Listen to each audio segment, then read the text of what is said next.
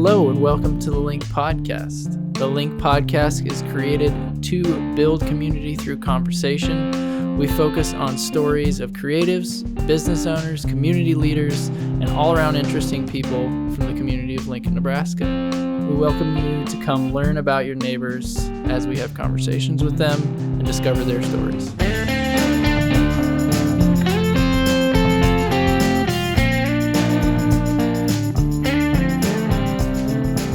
All right, welcome to the Link Podcast. Hey, what's going on? On this episode, we have Curt Leininger. I would say he's a deep thinker. Yeah, I forget the term he said, but he's very much in his head. Yeah. And has a lot of thoughts going on. And he expresses a lot of those thoughts, and it's really just interesting to see what's going on in that brain of his. Yeah. And I think the thing that I love about every conversation I have with Curt is you come away with feeling like you can tangibly affect change in your life. You feel like you can tangibly help somebody or love somebody better. Yeah, he was very inspiring and influential. Just the wisdom he has and the vision he provides. Yeah, and I love that he's in Lincoln. Yeah. So, New Jersey boy here in Lincoln is going to share some awesome theological thoughts with you. Hope you enjoy it. Yeah.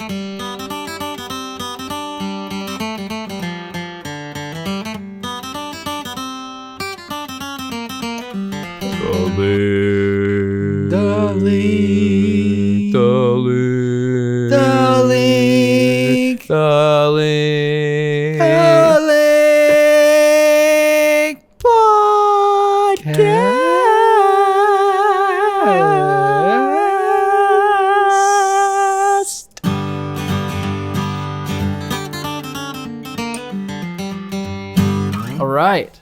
So welcome to the Link Podcast. Hello.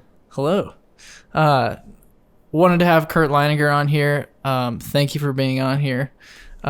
He's been a great friend of mine and a great mentor of mine, and I really just wanted to dig into kind of his origin story and why and how you came to be in Lincoln, Nebraska. It's an honor to be here, guys. Thanks for having me. Yeah, I appreciate it. So let's just kind of jump in. So how long have you been in Lincoln? And then what led you to get to Lincoln, and kind of how did that happen? Yeah, my family and I we're almost at our 2-year anniversary. Sweet. 2 years in Lincoln. And it was the summer of 2017 that my wife and I came to visit Lincoln, Nebraska. We had never been here in our entire lives. And we didn't know what to expect. But we heard things, and we felt a buzz all the way out in New Jersey, just from some phone conversations and Skype calls that we had with some people out here. And yeah, we just really sensed that this is something we needed to come and check out and explore. So you dove right in. Did not man. Really check out. It was smart to have him get you here when it was warm out. Before the ridiculous winter set in. That is so true. They warned us of the wind too, and we were walking around Lincoln. We're like, yeah, the wind never stops around here. No, there's nothing to catch it, so it just keeps blowing. Right? So that kind of happened 2 years ago, and what kind of what kind of built up inside of you to search to want to come here? Yeah. Well, we had been in New Jersey for 20 years. I'm Ohio born and raised, and my wife is Michigan born and raised.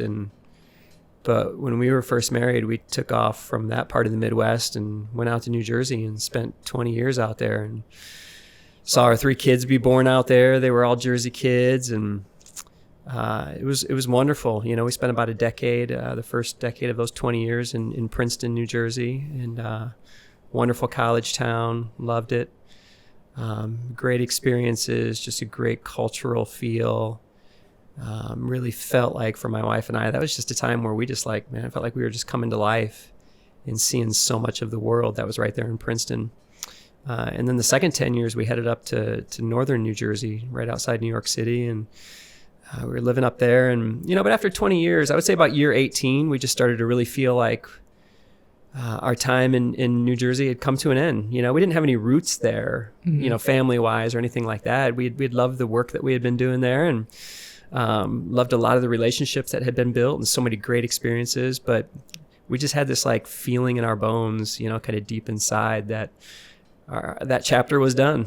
Mm-hmm. And so we began to kind of, make a short checklist of like, what kind of place excites us? What kind of place has that magic to it where it kind of draws you in?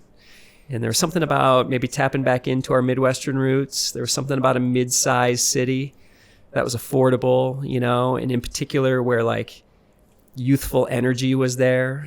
College city was important to us too. So those were things that we were looking at. And so we kind of had a short list of some cities that we were looking at. And of course, then just the type of life calling and the work that we're called to, that was important. And an opportunity arose to step into something right here in Lincoln. And yeah, after that visit back in June in 2017, we just met some incredible people and had some amazing conversations, and knew that there was something that was happening here in this city that you just knew over the next couple of decades, like, wow, if we get to be a part of this, this is going to be really cool to just watch this story that's already happening in Lincoln continue to unfold. Wow. Yeah. That blew me away. What were you doing originally when you were in New Jersey? Yeah, well, so, back when I was in my mid-20s, which was 21 years ago, I was really wrestling with like, what do I want to do with my life? Mm-hmm. I was working on a master's degree in public healthcare administration. I always had a heartbeat for just seeing people come together and seeing the vulnerable cared for, seeing people who maybe, didn't get the treatment that they deserve. Like, how do we get people just the services and treatment that they need? Like that was always something, I think, just as a kid, I just had a soft spot in my heart, and wanted to dive into that. And, where do you think that came from? That's a good question. I think honestly from my mom, my mom she just had a soft spot in her heart and just loved people. I was kind of a mama's boy, my dad was a total sports nut, he was like pitching, big time college baseball and coached, for a number of years. And I just didn't get his talent, so as much as I wanted to do that stuff, like, I don't know, I just always had a soft spot in my heart for just people, and seeing people cared for. And so even at that time, I think, man, it was like mid 90s, you got a sense that like healthcare in America was moving toward kind of a disaster even at that time, and so public healthcare administration and kind of stepping into that and maybe, cultivating something new. But working on my master's degree, like it lost its magic. I wasn't enjoying the classes. And I always just enjoyed talking with people about the big questions of life. Mm-hmm. Why are we here? Where did this all come from? What are we to do with all of this? Is this heading somewhere? Yeah. So, kind of at that time in my life, it was like, man, I just felt like theological study and some philosophical study was just what I really wanted to dive into. And so, had that opportunity and went to New Jersey because there was a church there that I could work at. Mm-hmm. And it was Princeton, it was a fascinating place. It drew you in as far as just the cultures that were there and just the opportunities to learn, but yet also serve in a church environment as a pastor. And that stuck with me for a number of years. But after about probably 15 years of serving in a couple different churches, just frustrations started to settle in. I think some of it was just internal frustration, but then some of it was external frustration of things coming at us from maybe even some of the religious communities around us. Mm-hmm. And my wife and I are people who, we love to step into that which doesn't really have easy answers. We're okay with the tension. We're okay with gray areas. Yeah. We're okay with just, kind of stepping in and saying, hey, there doesn't have to be clean-cut answers with this. But people need to be here and love needs to be here and something needs to be done. But, sometimes religious institutions, they're not okay with the gray. They're not okay where things get sketchy like that. So we had to step away for a little bit. And my wife and I just started to do a bunch of bivocational stuff, working multiple different jobs. And I was doing a newspaper thing for a while as a layout editor. My wife and I were working with this company called Transitions, helping people move out of their places and downsize and just get rid of junk they had been collecting for 20 to 30 years, as they're selling their big houses out there on the East Coast, and just doing some other things. But we did that for about 6 years, being bivocational, and just really sense like we think it's time to kind of step back into the work that we love to do with a community of people who are asking these same questions. And that's what we found here in Mosaic. Do you think like working like bivocationally helped you like create like more of a perspective on like what you were doing before and like has like shaped who you are now? Or do you think like you like stuck with your guns a bit more? Yeah, it definitely was. It was challenging, but it was good. Like it was good to just engage with some work that I hadn't done for a number of years. Yeah. And, sometimes just sitting down, like doing the newspaper job, like, the page layout editor and everything, even though newspaper's a dying business, it's just a small town newspaper. And but just sitting down and doing that work, it was a way for my, I think, head and heart just to clear up, and just lay out the pages for the day, meet the deadline, go home and be done, but Get then out just of your head. And then just have the freedom to actually just step out into our neighborhood without any expectations from any church employer, and just say, hey, how can we be here? How can we bless? How can we get to know you? What do we have to learn? Because we felt like we just really wanted to continue to learn ourselves just about the community that was all around us. Do you think you think that cultivated in you what you feel like you're called to here? Definitely. Yeah. That season really led us to a point of realizing that if we were going to step back into a community of people, a church community that's asking the right questions, and that's what was important to us, was finding a community that was asking the right questions more than did they have the right answers. And so stepping here into Lincoln and finding that community of people who were asking the right questions, it keeps us kind of at a place where I don't feel like I'm overseeing an institution. I don't feel like I'm overseeing something that, is trying to get everyone to make sure they check the right boxes. But I'm actually like just really having an opportunity to step in and help lead an environment, a community where people are out in their community, in just all the trenches of their community, doing amazing work, bringing about life and transformation and just hope for people. So, yeah. What do you think about Lincoln surprised you the most, other than it being ridiculously cold and windy? Yeah.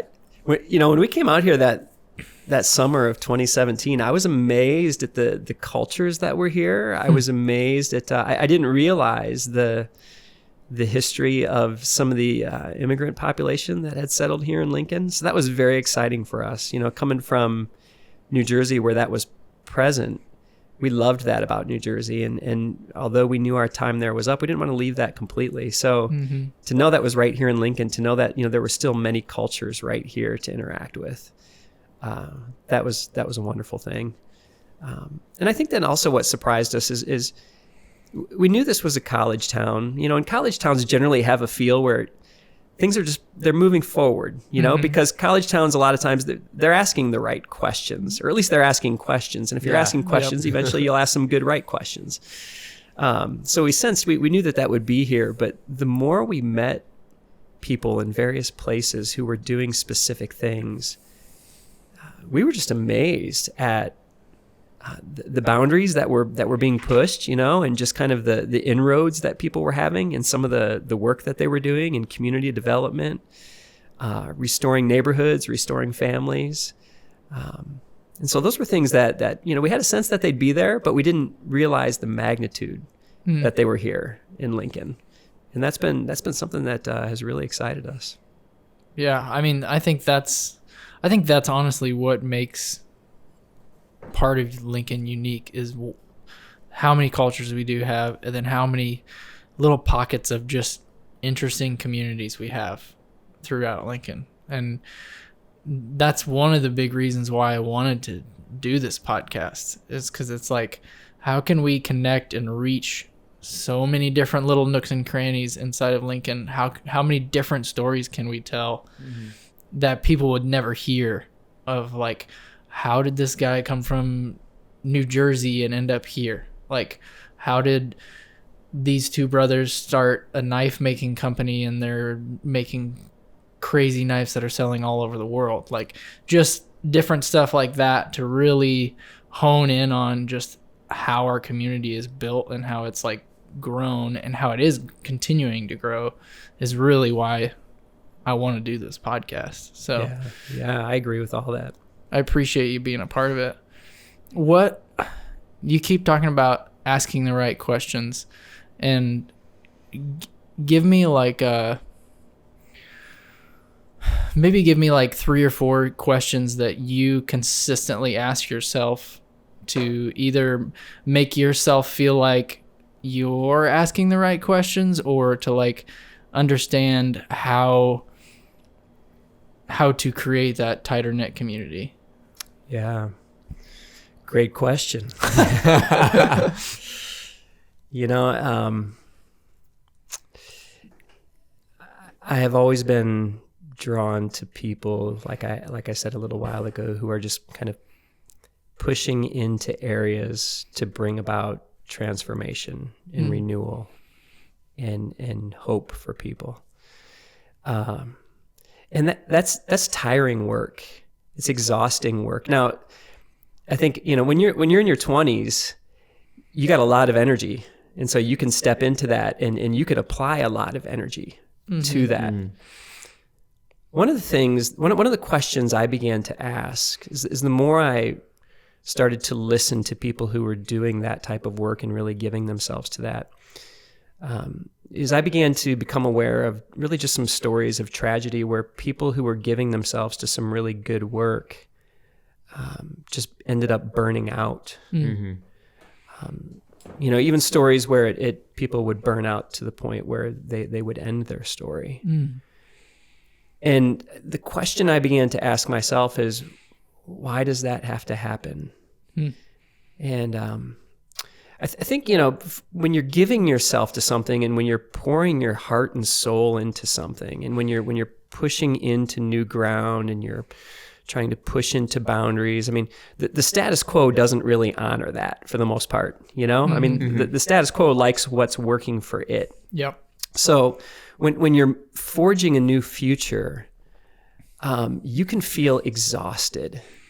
And eventually you'll just feel tired and maybe even reach a point of despair.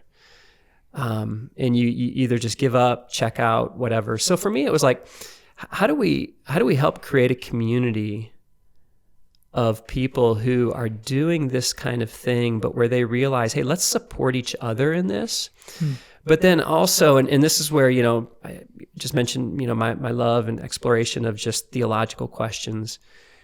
For me, you know, I'm a firm believer that the desire to do those things, the desire to bring about renewal and transformation and healing and hope, that's what the divine is all about. And so not only how do you create a community where these people can support one another, but a community where actually these people would know that the divine is with you and actually able to sustain you and keep you going in the work that you're called to do. So hopefully that unpacks a couple of the questions, you know, that kind of led me to this place. Absolutely. I think there's so many questions that I hear people asking that I'm like, I don't think you're asking the core of the problem. Like, how do we fix poverty? Well, we just need to give people money. Well, that's not going to solve the issue. You know, it's not going to bring people out of poverty. It may bring them out of poverty for a day, but it's not going to bring them out of poverty for a lifetime or the next generation. Yeah. One of the things, Stefan, that you know, the community of people back in New Jersey that I was with, we found ourselves using this phrase called impact idolatry. And when you're doing work and you want to make a difference, you want to make an impact, you want to see change. And eventually, if you don't see change happening fast enough, or if you don't see the change that you want to see, that's when you start, the frustration builds, the angst builds, the despair builds. You tire, you burn out. And we realize, like, let's stop and ask the question, like, are we engaged in impact idolatry here? You know, we've turned impact into the idol, rather than just being present and realizing, like, the best work, you know, being involved in the best work of renewal and change and transformation, it's a slow, long process. Yeah. Yeah. You know, like it takes a lot of time. And that's one of the things that we wanted to kind of ask ourselves is, are we willing to exist in a community that's supporting one another, that's finding, you know, the divine who is with us, fueling us in this movement, but realizing, like, this takes time. Can we slow down? Can we learn just to be present in this? And even if we have to go through a long season where we don't see a lot of impact, can we still believe that there's something happening here? Yeah. You know, and maybe along the way, you might see some quick change every now and then, and you celebrate that when you see Yeah. that, which is really cool. Yeah. I feel like Andy had a question. You were like, Me? yeah, you like perked up. No, I was adjusting, but also, I'm just thinking of, like, obviously, like, you are like a super well educated human, but like, what has like rooted this? Like, why do you look for places that ask the right questions? Like, what is the point to you? Like, yeah. I think just people who are asking the right questions, I think are really primed for moving into the future and what the future has. You know, it's because people who aren't asking the right questions are really just trying to create a story of answers that they already have. And I really don't believe those are the people who are creating the future, you know, who are cultivating the future. The reality is, you know, the future is a gift that I think it's something we receive more than we create. But as we receive it, you know, we learn to ask the right questions of just what's happening around us, who are the people around us, how do we notice them as people, not just, you know, objects to be served or given something, but actually, you know, truly learning how to, like, just dwell together, you know, and be together and create just a community of just love and mutual support and encouragement, you know, learning how to work together. And it's just a long, slow work. And it was interesting when we flew into Lincoln back in the summer of 2017, you know, we had always flown into Newark or LaGuardia, and there's water. There's water. You can see water in you know, any direction. And when we flew in here, and I think we saw like a little lake somewhere in Lincoln, Capitol Lake, maybe, I don't know. Capitol maybe, Beach, yeah. Capitol Beach, something like that. And but for the most part, like, there was no water, and so for us, that was like, wow, we haven't landed in a place in a long time where you can't see water. It was just land forever. And but after a few days, we were here, and we're like, it strikes us almost like an island culture, except instead of being surrounded by, you know, water on all sides, it was surrounded by fields. yeah. On all sides. But yet Lincoln felt like it had to us this island vibe where it's like, hey, we're Lincoln and we take care of each other. You know, we're taking care of our place. We're moving it forward. And regardless of what your story is and why you're here, we see you, we value you, and we want you to be a part of what's going on. And we want to help you become just more whole in your journey. So that was something that just really intrigued us about this place. Yeah, that's interesting. I have literally never thought about that. I completely agree that there is a deeper sense of community in Lincoln. I mean, even from just like Omaha, even. I mean, not to badmouth Omaha. Sorry, Omaha people. Omaha's great. But I don't know if you can have that type of community with that big of place. Yeah. Because it seems like everybody always says Lincoln's a small, big town. You know, it's like, it's small enough that you like see people that you would know, but it's not too small where it's like you see somebody you know every single time you go to the store. Yeah. You know? Yeah. So I thoroughly enjoy it because of that. What do you think? How do you think your mind has changed or morphed since you've moved to Lincoln? I feel like you're a person that's always kind of like trying to grow and figure out like, okay, what is the next thing for me as I grow as a human? What do you think since you've moved here? What do you think has kind of like shifted or changed in your brain? Yeah, I think one thing that's helped is moving to a place where the pace here is still pretty quick. I mean, it's a college town. There's a lot of things happening in this city. But I do think, with it being more of a smaller community than just kind of the vastness of the New York City sprawl that even, went into the part of northern New Jersey where we spent the last 10 years, is just the ability to really just kind of slow down and pay attention to the people that are around, learning how to, I think, really honor the small incremental changes that are happening all around, and how can I be a part of helping some of that small incremental change. So for me, it's been, like, hey, some people have a big vision and they're built to run with it. And I think there's a place for that in the world. No doubt about it. I love people with that story.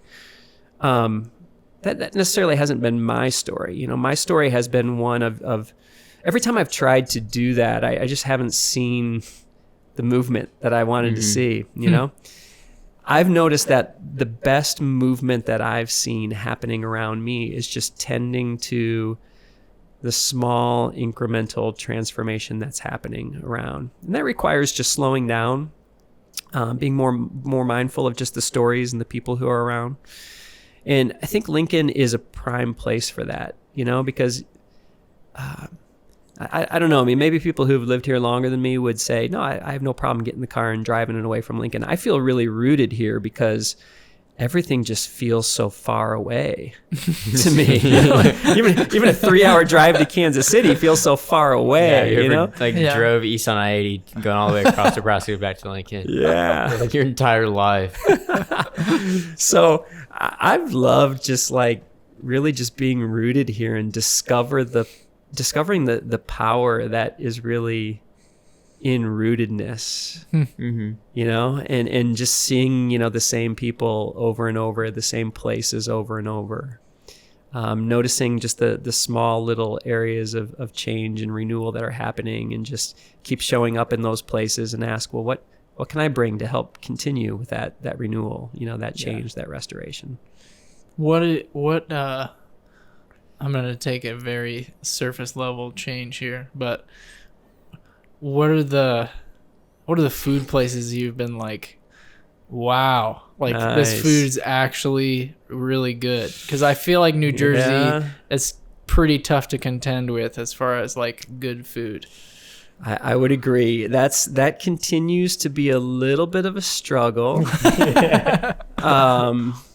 Nonetheless, there are some places that I've really, have come to enjoy. So Italian food out in New Jersey was, especially in northern New Jersey where we were, that was a big deal. It was just on point. Oh, I mean, it was just, and just a ton of places to choose from, and it was great because actually in New Jersey, towns are only allowed to have so many liquor licenses. So most of these places were BYOB. So you could bring your favorite $10 bottle of wine. And you get 2 entrees and you're out of there for $38 and you bring your own bottle of wine and you're golden, man. And it was like just food that was amazing.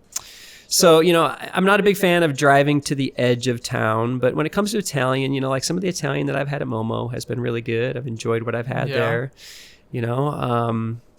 So there's some good burritos kind of all throughout Lincoln, which is good stuff. A few different places. Although somebody sent me to what's the late night place with the De Leon's? Yeah, that was I don't know, man. The next morning, I don't know if I was up for that. You were thinking burritos good around town. The first one that popped in my head was De Leon's. I almost had a De Leon's burrito for breakfast today. De Leon's is like the typical college got $4 to scrape together to buy a burrito. They bumped up their prices now. I'm paying $8 for a burrito. Oh my goodness. Yeah. But they're like child-sized burritos. They're huge. You know, my wife and I enjoy going to so we kind of like the vibe that Mars Bar has down on O Street, and Okay. there's a guy by the name of Nick who's doing some stuff back in the kitchen back there. And his story actually is fascinating to me because he just was in there having drinks one night, and he knew there was a kitchen in the back, and so I think he asked the bar manager, "Hey, can I make some food here?" Interesting. And he started making some food, and so I think it's Wednesday through Saturday night, maybe it's Wednesday through Sunday night that he's there in the back. And it's a very small menu. The menu changes every week, but we love what Nick's been bringing. It's fun, you know, and that's the stuff that's fun to find. You know, the stuff that you don't always see advertised, the stuff that you don't always hear about. Yep. But this is someone who, and he had worked in some other, I won't say what restaurants, you know, that he's worked at, but he's worked at some other restaurants here, but he just wanted to do his own thing and really didn't have the creative freedom to do that. So here's a kid who, you know, he can't be over 30, and he steps in and, you know, says to the bar manager, "Hey, can I start making some food?" And That's awesome. We've thoroughly enjoyed his stuff. Yeah, it's great. I'll have That's to crazy. go check it out. Definitely go check it out. That's definitely been a favorite. What have been like community spots where you felt like maybe either like it reminds you of something from New Jersey, or like spots where you feel like oh, I can breathe here and I can just like hang out at this spot? Like what are different spots like that you found? Yeah, I think, you know, a lot of downtown Lincoln and even just kind of the edges of downtown have provided that. You know, some of the coffee shops right here in town are wonderful. You know, the Bay Coffee Shop, I always love going there. I love the vibe of that place. You get to see Andy. I love seeing Andy there. You know, Cultiva Coffee, I love hanging out at that place, and it's always just so easy to strike up a conversation with someone. You know, you're sitting there at the tables and you're nice and close to each other. You know, it just even walking the streets, you know, I think walking the sidewalks of kind of downtown Lincoln and, you know, the heartbeat of the city, the outskirts of the city, walking the sidewalks, people are approachable, you know, and I think for the most part, you know, people are living at a slower pace than what you would often see sometimes on the East Coast, you know, so just to even strike up a conversation and you start talking about whatever, you know, life, whatever's happening that day, work, you know, kids, whatever it might be. It's all good. Really enjoyed that. I'll take another maybe deeper turn, I guess. What do you think as far as like our community as a climate? What things do you see that maybe are like concerning to you as a culture, and what do you think there's things that you're seeing that you really love and you like want to encourage in our culture, like as Lincoln as a community? Yeah. Because I think it's interesting because you've been here for 2 years, but you do still have like an outside perspective as far as like living in the East Coast for 20 years comparative to like all I've known is Lincoln. So like what do you think as far as like community and culture wise that you're like, man, that's really cool, or like also like, whoa, that's really dangerous, like as a Midwest town? And I apologize for hitting so hard with these questions. No, that's good. That's good. Yeah. Because I didn't give you a good any brain to pick, so we're going to take all we can get. I love it. I didn't give you any time to prepare. This is good stuff. This is good stuff. You know, yeah, just going back to, I think what Lincoln has going forward again is just the pioneering spirit, the ability to ask questions and push boundaries and try new things. I think that's a real positive for Lincoln. At the same time, I would say that, you know, sometimes what I see in Lincoln is the same thing that I would see in pockets of the East Coast. Is it can be real easy for people to kind of settle into the answers that they've come across, or at least the answers that they've made for themselves on whatever it is, this issue, how to handle this, how to deal with this, how to approach this. And then, it's sometimes I see, certain kind of, well, this camp is forming over here and this camp is forming over here. And you can see kind of, just the culture of just division and angst.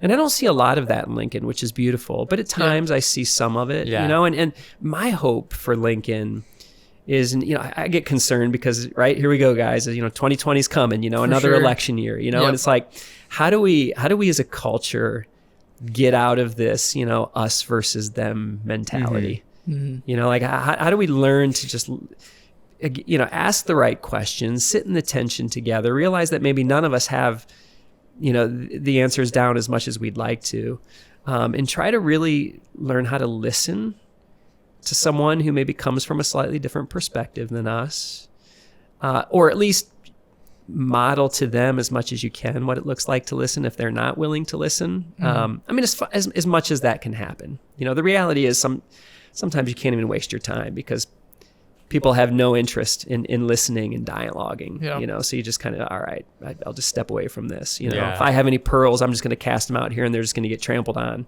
Like in the words of Jesus, they'll get just trampled on by pigs, so forget it. Like, why throw your pearls? Don't toss them out there, So, but I think that's one of the things that I hope for Lincoln is I see that and I don't want that to go away. Like how do we just be a city where those us versus them divisions aren't here, where we can truly learn to listen and engage one another. And even where there are differences and things that we may not agree on, we can still honor each other and care for each other and respect each other.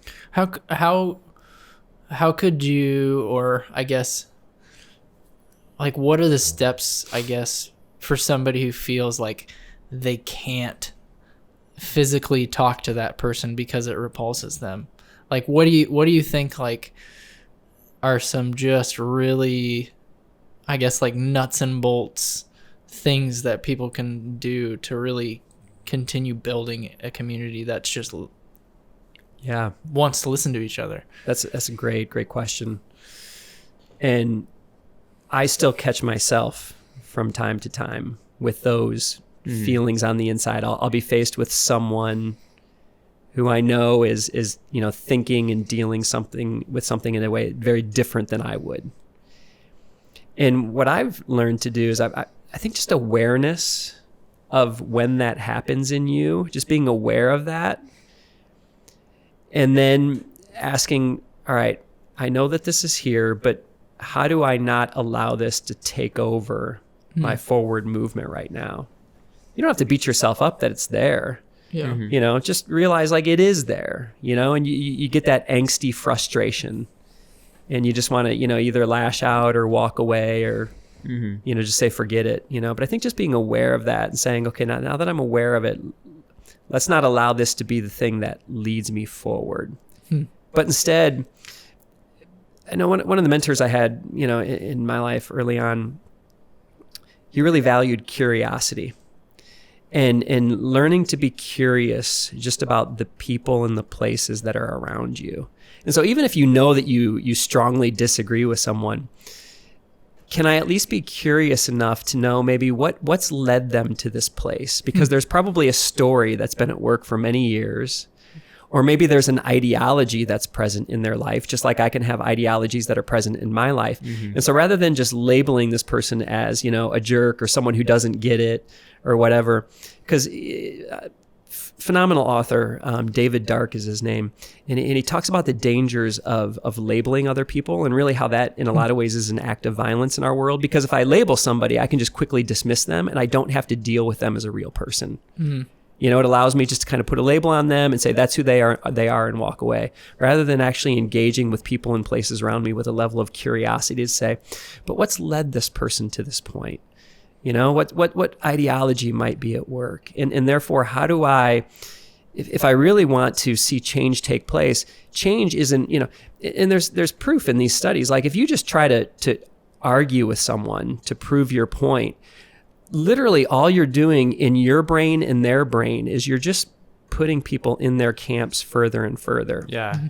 that really happens at a physiological level, but once you engage with somebody with a level of curiosity and interest in wanting to get to know their story, what you're doing is you're breaking new ground.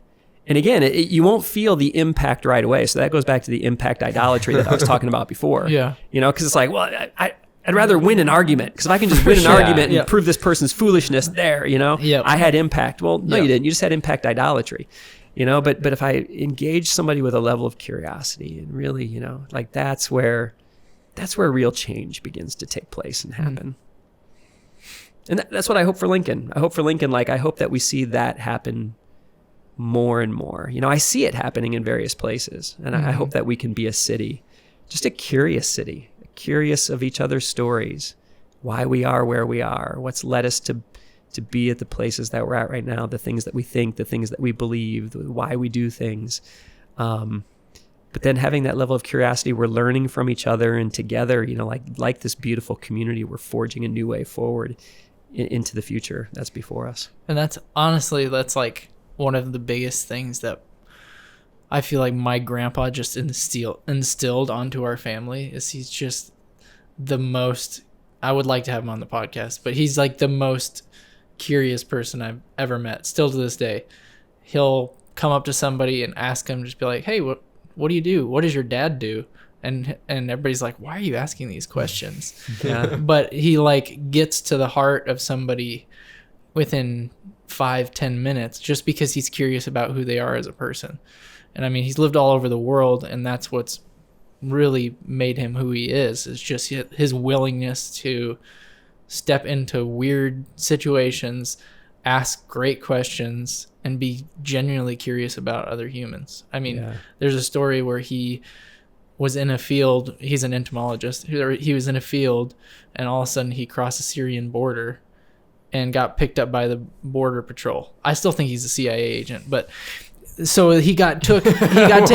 just throw that in there. He got taken and like interrogated from them for like a half a day, and nobody knew where he was before cell phones and everything like that. And then he just showed back up at the house or whatever, and they're like, what were you doing? It's like, oh, I was just talking with him. That's fascinating. You know what I mean? I'm like, just like that level of just curiosity and like a willingness to not label somebody is so powerful. And in today's world where we live in an anxious culture, we live in a divisive culture. So when you truly interact with somebody who appears curious and who comes across as willing to slow down and listen and not having to prove, brave. It really is. It's bravery that you don't necessarily see it that way, but then the more you think about it, you're like, that takes a lot of courage. Yeah.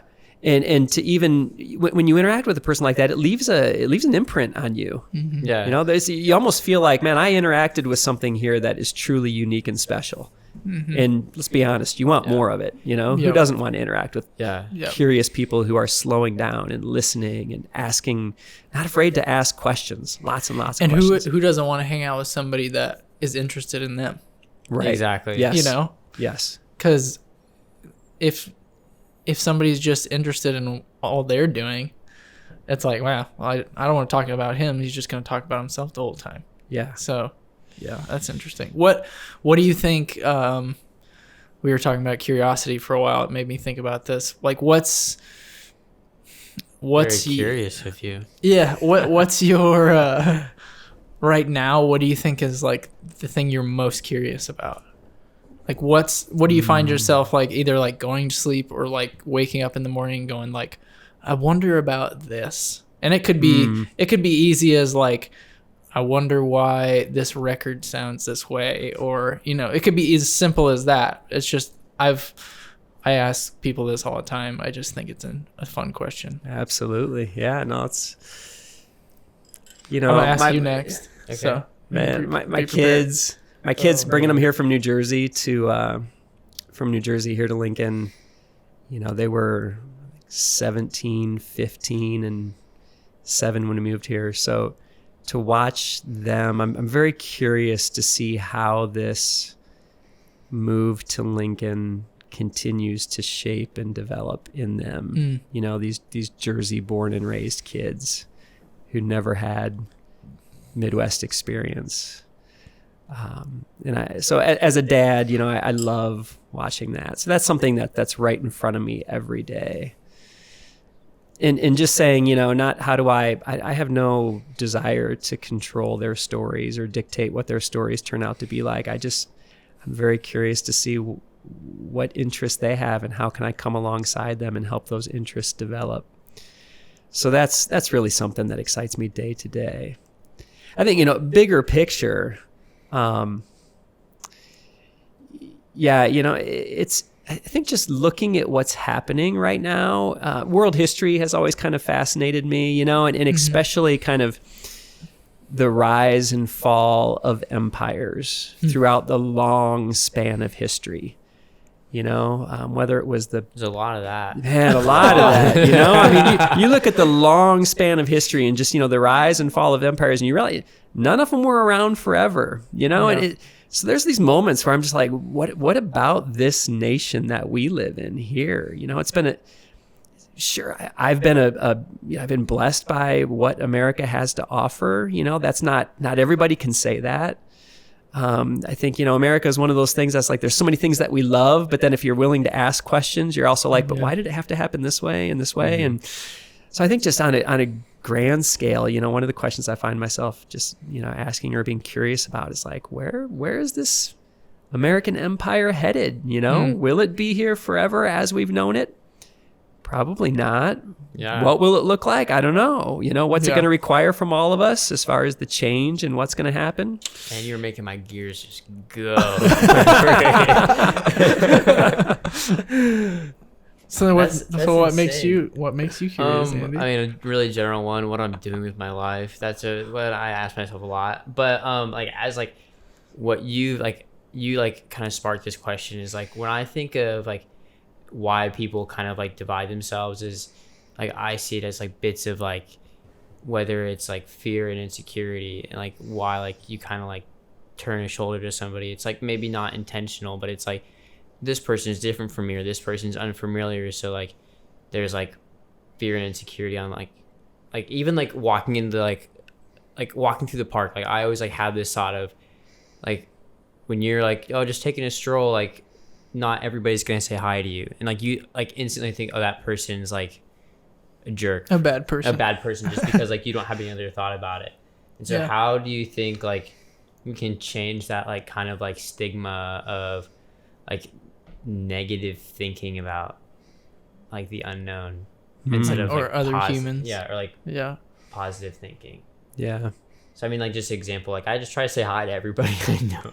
Like, we used to, when we were kids, we lived on a cul-de-sac, so either they were neighbors or they were lost, and you could tell right away if somebody was lost or if they were a neighbor. But there was always those neighbors that wouldn't wave, and it's still to this day. I literally think like it did something inside of me that like I have to be a friend to everybody. Yeah, because I would get so mad when somebody would drive past and wouldn't wave at me. Yeah. And it would just drive me insane because I'm like, why don't you like me?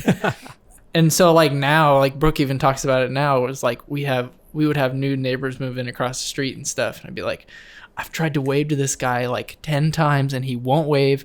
Like, what's wrong with him? Do I just need to go like over there? Right? Do I need to go over there and like talk to him? Yeah. So that's not what I'm curious about, but I just think it's funny how rooted that like is in your life and you don't even realize it. Yeah. Andy, you talk about, just kind of the awkwardness of it, sometimes and being curious and like engaging with other people. And, especially if someone appears to be very different than you, I'm like, am I allowed to do this? And I remember a number of years ago, someone saying like, every time you lean into something that feels awkward, generally, like, there's a few moments where you're like, oh man, I leaned into that, it felt awkward, and like that it was awkward from beginning to end.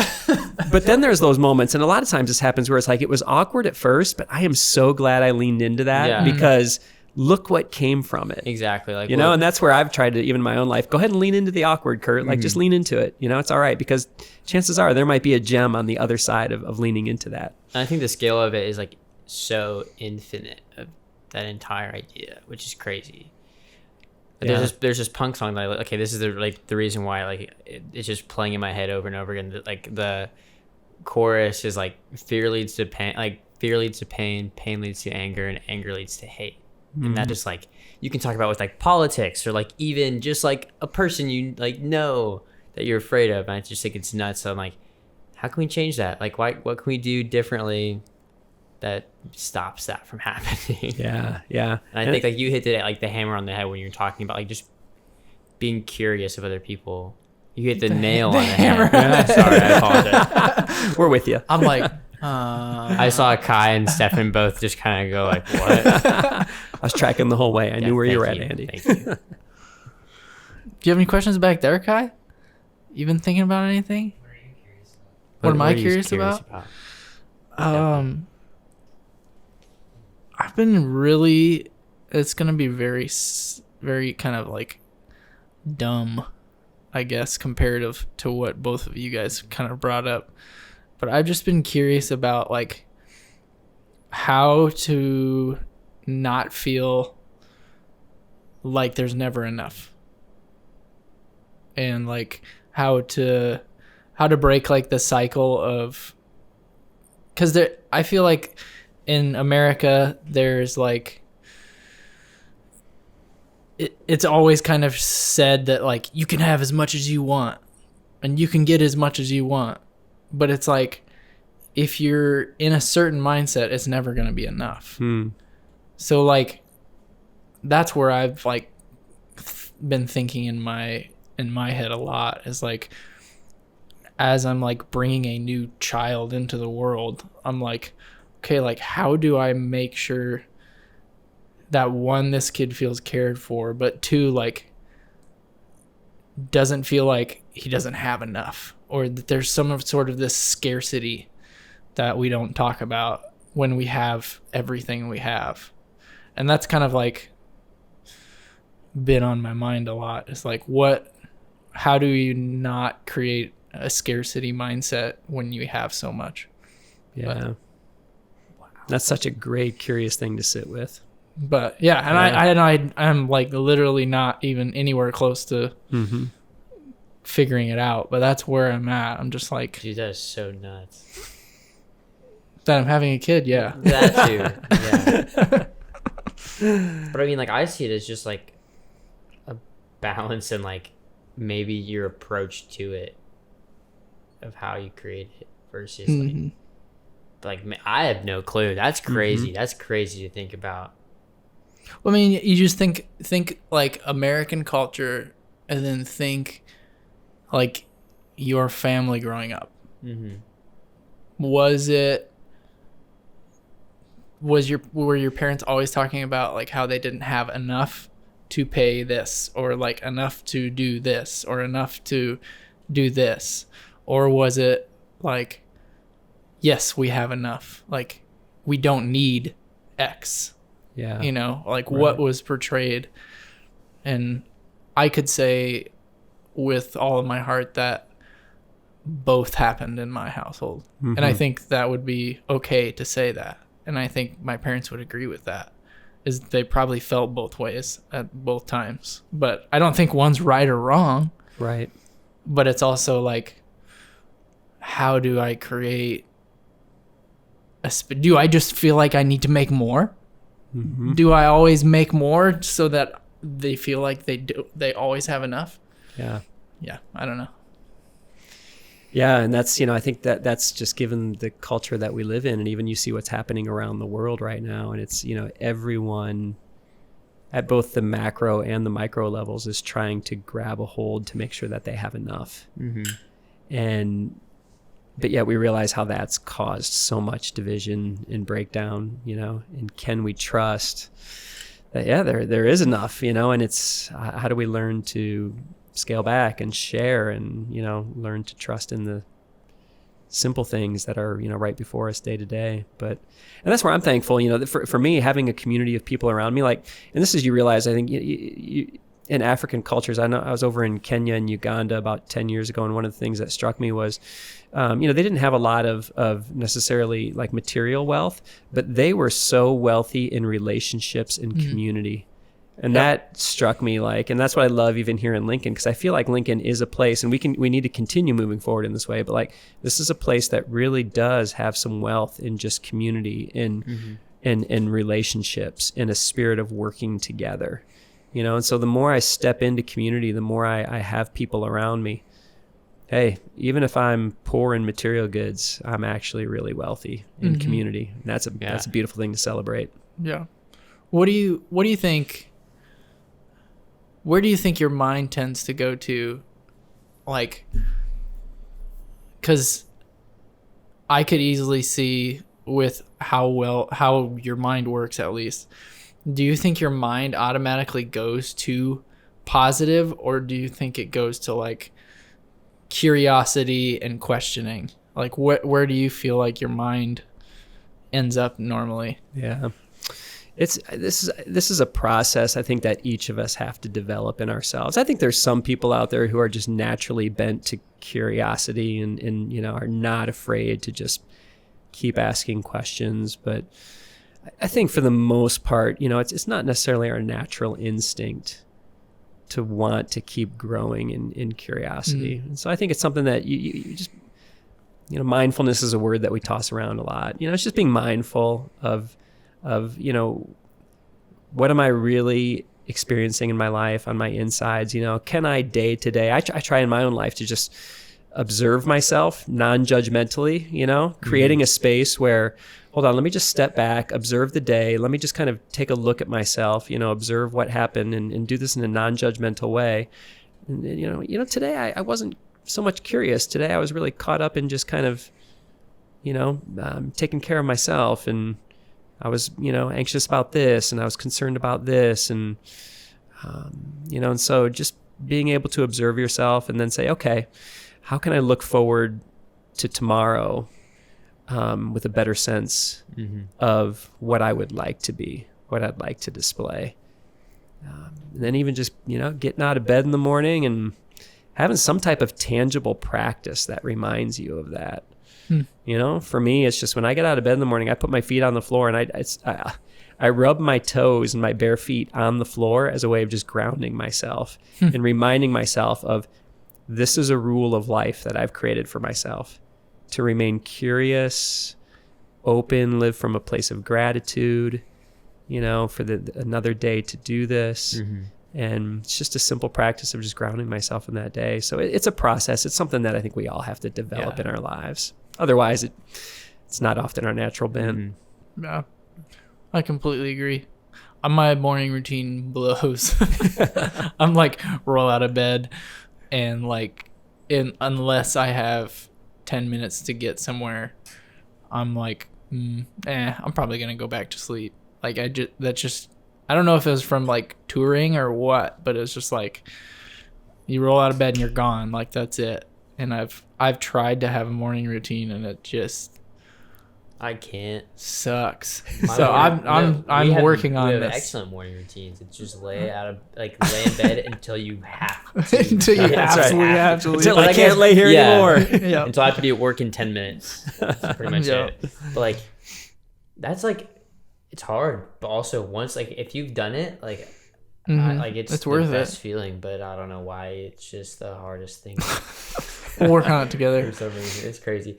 Do you set time for yourself, Curt, to reflect, or is it just a kind of a thing that's constantly happening in your head on okay, I did this today because of this, or do you have an hour every evening where you sit and write, or, kind of annotate your day or your thoughts? No, it's definitely not that long. It's little moments. I found for me, it's just being mindful of little moments throughout the day. So, I try to be mindful of just how I tend to distract myself with things, so instead of the instinct is always there to pick up our phones and look at it in any down moment we have, so just realizing I'm just going to leave my phone in my pocket right now, and I'm going to resist that urge And instead, I'm going to utilize whatever it is, is it this 60 seconds sitting here at this stoplight, or is it waiting in this line at the checkout lane? Like just looking for those natural moments that are already there.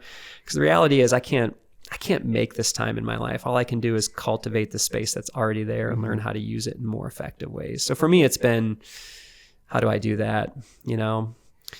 At night, I love to entertain myself, listening to music or watching a show, and that's great, but sometimes it's, how do I have, at least a couple nights a week where I can just pause and reflect on what's happened in that day or the last 2 or 3 days, and yeah, there's a, St. Ignatius has this prayer of examine, it's called, and it's really just a process of looking back at the last 24 hours, being mindful of things that you're filled with gratitude because of these things, and it's not like creating a thank you list. Hey, thank you for this. I'm grateful for this. I'm grateful for this. But it's actually going back and savoring those moments again.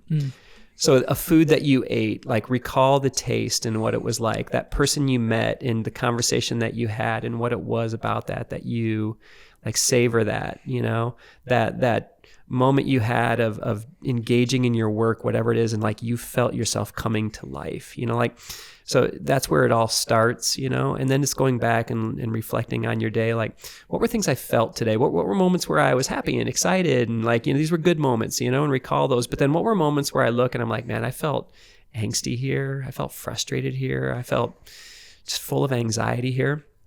And again, it's just being aware in a non-judgmental way of these were things that I felt today. And then for me, it's opening myself up to, the divine to say, okay, God, what do you want to say to me about these things? I'll listen. And then after I listen, and then I look to the next day, I look to tomorrow and say, okay, based on these things that I've just savored, these things that I've noticed about myself in the last day or a couple of days, here's what I hope to be tomorrow. Here's the progress I hope to see happen in my life.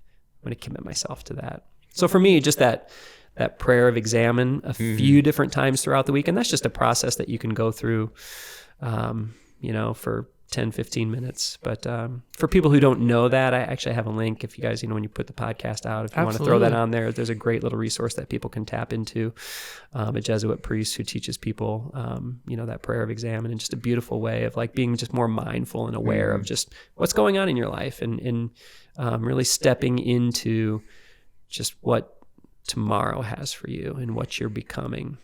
Yeah.